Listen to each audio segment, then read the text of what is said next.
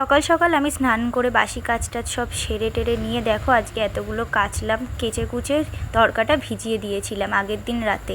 আজকে তড়কা রুটি করবো। আন্টি আজকে সকালে পড়াতে এসছে, দেখো ওইদিকে সাপ বেরিয়েছে আমাদের এখানে, জানো কি ভয় পেয়ে গেছিলাম আমি দেখে। আন্টির পড়ানো হয়ে গেল, আন্টিও চলে গেল, তারপর আমিও খেয়ে দিয়ে নিলাম ছেলেকে খাইয়ে।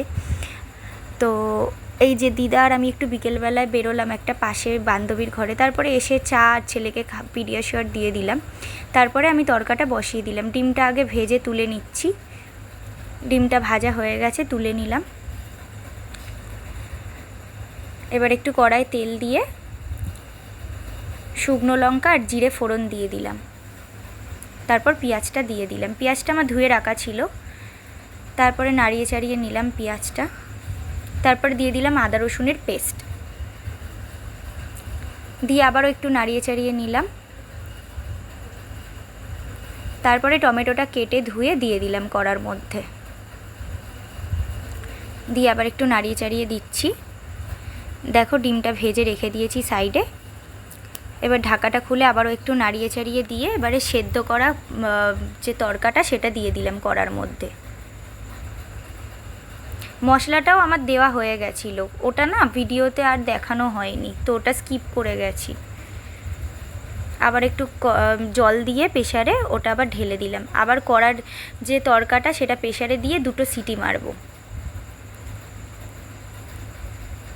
ওটা ধুয়ে 2টো সিটি মেরে নিচ্ছি।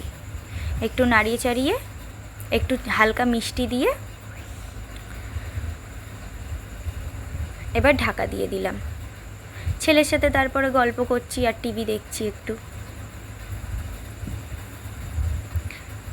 ওদিকে সিটিও পড়ে গেছে, নাবিয়ে নিলাম। একটু নাড়িয়ে ছাড়িয়ে এবার তড়কাটা গামলিতে ঢেলে নিচ্ছি।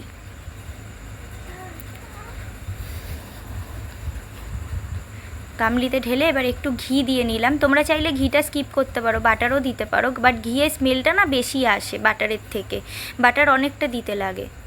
একটু চেখে দেখে নিলাম, দেখলাম দারুণ। মাঝে মাঝে ভাবি যে আমি এত ভালো রান্না কেন করি, হেভি লাগছে। তড়কাটা দারুণ হয়েছে জাস্ট। এবার একটু লাইজয়েল নিয়ে আমি গ্যাসটা ভালো করে পরিষ্কার করে নিলাম।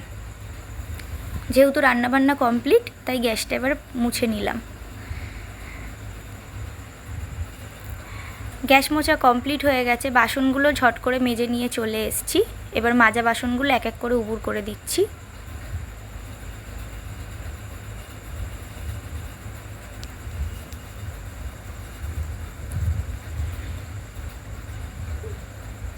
বাসনগুলো উবুর করা হয়ে গেল। একটু ময়দা আটা দুটো একটু পাইল করে মেখে নিচ্ছি। রুটিই করব তাই একটু আটা একটু ময়দা দুটো একসাথে পাইল করে মেখে নিলাম। মাখা হয়ে গেল, তারপর একটু বসে বসে ছেলের সাথে এই করছি। এবারে কয়েকটা রুটি চট করে রাখছি, রাতে বরমশাই এলে বাদবাকি ওকে গরম গরম করে দেব। রুটিগুলোও করে নেওয়া কমপ্লিট হয়ে গেল মোটামুটি, এখনও চলছে। কয়েকটা করেছি আর কয়েকটা করছি। তো রুটি করা কমপ্লিট হয়ে গেছে, চাটুটা ঢাকা দিয়ে রেখে দিলাম। এখন নিয়ে চলে যাচ্ছে এই তড়কাটা আর এই ছেলের খাবার নিয়ে নিলাম। ছেলেকে এবার খাওয়াবো। ছেলেকে খাওয়াতে বসে গেছি, ওর খাওয়া হয়ে গেল। এবারে ও শুয়ে পড়েছে। টাটা করছে তোমাদেরকে, দেখা হচ্ছে নেক্সট ব্লগে।